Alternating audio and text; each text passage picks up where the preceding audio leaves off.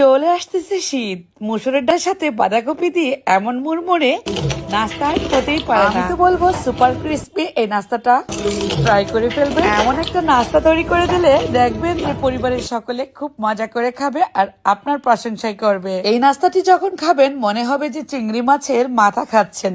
ঠিক এমন একটা নাস্তা তৈরি করব, চলুন দেখে নেই ঝটপট। এর জন্য লাগবে আমার বাঁধাকপি, একটা আলু, একটা গাজর। বাঁধাকপি আমি অর্ধেকটুকু নিয়েছি একটা বাঁধাকপির।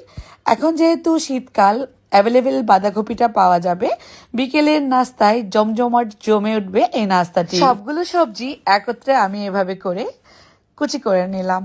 চাইলে কিন্তু আপনারা বটিটা দিয়েও এই কাজটা করে নিতে পারেন। তারপর 2-3 বার ধুয়ে খুব ভালোভাবে পানিটাকে চিপে নিংড়ে একটা মিক্সিং বোলে নিয়ে নিচ্ছি। এই সবজির সাথে আস্ত মুসুরের ডাল 10 মিনিট আগে ভিজিয়ে রেখেছিলাম।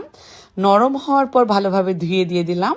দিয়ে দিচ্ছি 4-5টা পেঁয়াজ কুচি, 4-5টা কাঁচামরিচ কুচি, আদা রসুনের পেস্ট, স্বাদ অনুযায়ী লবণ, চাট মশলা দিচ্ছি 1 টেবিল চামচ পরিমাণ, 2-3টা শুকনা মরিচ কুচি, ধনিয়া পাতা কুচি, আতপ চালের গুঁড়া দিয়ে দিলাম 1 কাপ পরিমাণ। আতপ চালের গুঁড়া আর আস্ত মুসুরের ডাল দিয়ে যদি এভাবে পাকোড়া বানান, দেখবেন যে আপনার পাকোড়ার স্বাদ যেন দ্বিগুণ বেড়ে যাবে আর সুপার ক্রিস্পি হবে। এখন আমি এর মধ্যে দিয়ে দিব চিকেন পাউডার। এই চিকেন পাউডারটা দিলে চিকেন একটা ফ্লেভার আসবে, টেস্ট বেড়ে যাবে দ্বিগুণ। তবে আমাদের এই চিকেন পাউডারটা আপনারা নিতে পারবেন উপরের দেওয়া নাম্বারে। এই চিকেন পাউডারটা ব্যবহার করলে লবণটা টেস্ট বুঝে দিবেন। আমাদের চিকেন পাউডারের মধ্যে লবণ থাকে যথেষ্ট। পিঙ্ক সল্ট দিয়ে আমি এই চিকেন পাউডারটা তৈরি করি। চিকেন পাউডার দেওয়ার পর আলতু হাতে একটু খুব ভালোভাবে মিশিয়ে এবার আমি চিংড়ি মাছের মাথাগুলো ভেজে নিচ্ছি। একদম আমি হলপ করে বলতে পারি, আপনারা যখন এই পাকোড়াটা বানাবেন মানে ভাজবেন, তখন মনে হবে চিংড়ি মাছের মাথাই ভাজছেন। আর খেতেও লাগবে চিংড়ি মাছের মাথা থেকেও অনেক বেশি টেস্টি। এটা এবারে শীতে বানাতে ভুল করবেন না, বাচ্চাদের অনেক সেরা পছন্দের হতে পারে এই নাস্তাটি। আর এটাকে ভাজতে হবে সময় নিয়ে।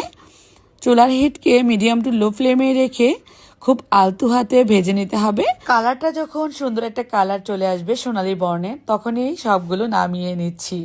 এমন এক পাকোড়া যেটা কিনা সুপার ক্রিস্পি, খেতে দারুণ মজা, সুন্দর ফ্লেভার। আমি তো আশা করব সুপার ক্রিস্পি এই নাস্তাটি আপনাদের কাছে ভালো লেগেছে।